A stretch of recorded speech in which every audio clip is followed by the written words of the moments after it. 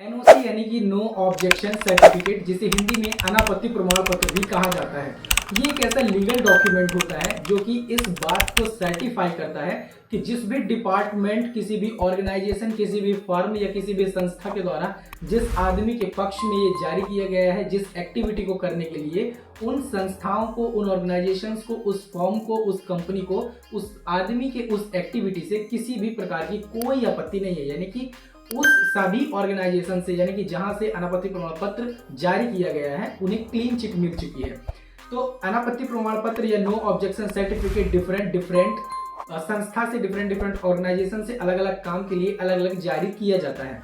अगर आपको no objection certificate किसी भी डिपार्टमेंट से लेना है या किसी पर्टिकुलर एक कंपनी से, फॉर्म से, गवर्नमेंट संस्था से लेना है, तो इसके लिए कैसे आप एप्लीकेशन करेंगे, कैसे आप अपना नो ऑब्जेक्शन सर्टिफिकेट बनाएंगे, आज की इस वीडियो पे हम आपको कंप्लीट प्रोसेस बताएंगे। आज की इस वीडियो पे हम आपको एनओसी ऑब्टेन करने का कंप्लीट प्रोसीजर समझाने वाले हैं, जिसका यूज करके आप किसी भी ऑर्गेनाइजेशन से या किसी भी संस्था से इजीली अपना एनओसी प्राप्त कर सकते हैं किसी भी काम के लिए। तो चलिए चलते हैं वीडियो की तरफ।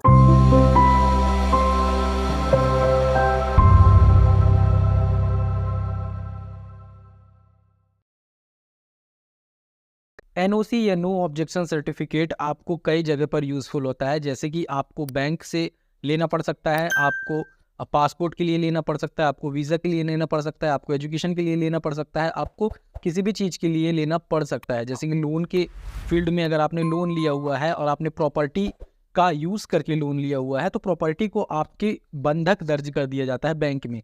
लेकिन जब आप लोन चुकता कर देते हैं और लोन चुकता करने के बाद आप प्रॉपर्टी को बंधक मुक्त कराना चाहते हैं, क्योंकि अगर आपकी प्रॉपर्टी बंधक है तो आपको लोन दोबारा नहीं मिलेगा, भले ही आपने लोन चुकता कर दिया है, और ना ही आप अपनी प्रॉपर्टी की रजिस्ट्री करा सकते हैं।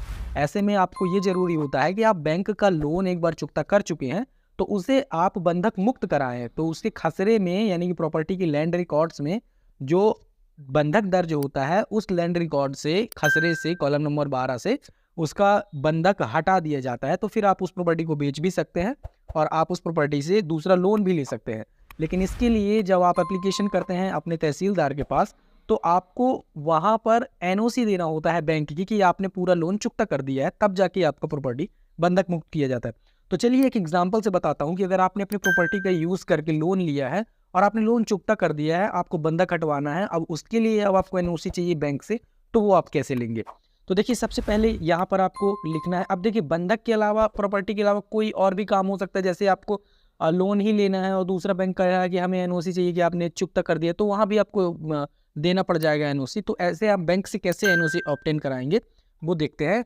यहाँ पर आप लिखेंगे प्रति श्रीमान शाखा प्रबंधक अधिकारी महोदय। ये जो एप्लीकेशन का फॉर्मेट है ये मैं आपको टेलीग्राम पे दे दूंगा, आप डाउनलोड कर पाएंगे वहाँ से, और इसकी वर्ड फाइल में दूंगा तो आप इजीली एडिट भी कर पाएंगे।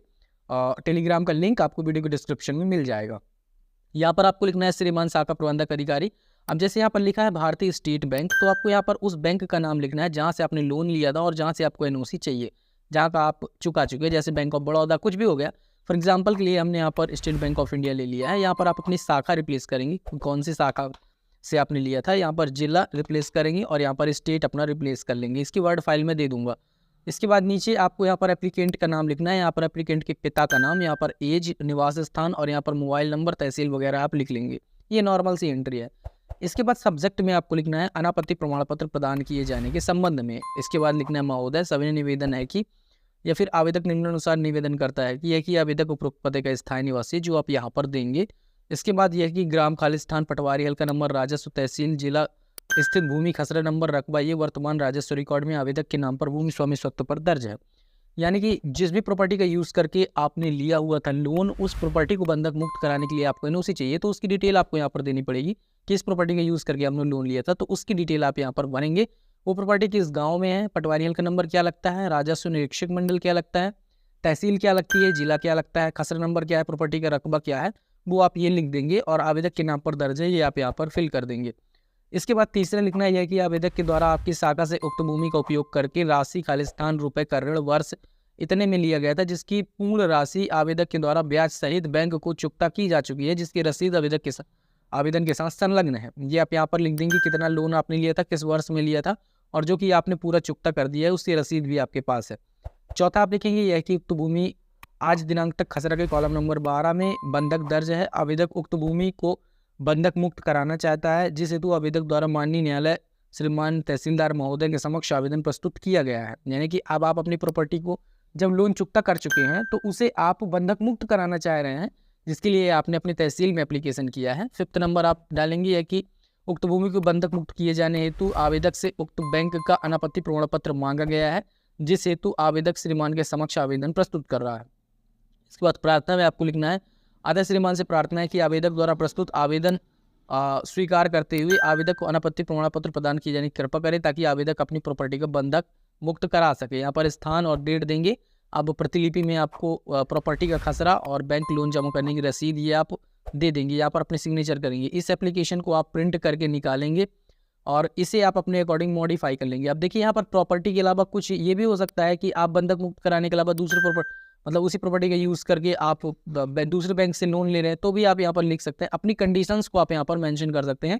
ये फॉर्मेट मैं आपको दे दूंगा टेलीग्राम पर, और टेलीग्राम का लिंक वीडियो के डिस्क्रिप्शन में मिल रहा होगा। इस प्रकार से आप एनओसी के लिए मांग करेंगे। इसे जब आप अपने बैंक पे सबमिट करते हैं तो बैंक आपकी ये सारे डॉक्यूमेंट वेरीफाई करने के बाद और आपको एनओसी यानी कि अपने लेटर हेड में एक अनापत्ति प्रमाण पत्र अपने फॉर्मेट में प्रदान करता है। उस एनओसी को ले जाके जब आप किसी भी जहाँ पे डिमांड की गई है जब आप सबमिट करते हैं तो आपका काम हो जाता है। तो दोस्तों ये था आज का वीडियो में आपने लगा कि आप अपना एनओसीएस किसी भी डिपार्टमेंट से कैसे अलॉट या ऑब्टेन करा सकते हैं। अगर आपको वीडियो पसंद आया हो लाइक करें, दोस्तों के साथ शेयर करें, चैनल पर नए सब्सक्राइब करें। मिलते हैं नेक्स्ट वीडियो में। आपके मन में कोई डाउट हो तो कमेंट सेक्शन में जरूर पूछिएगा।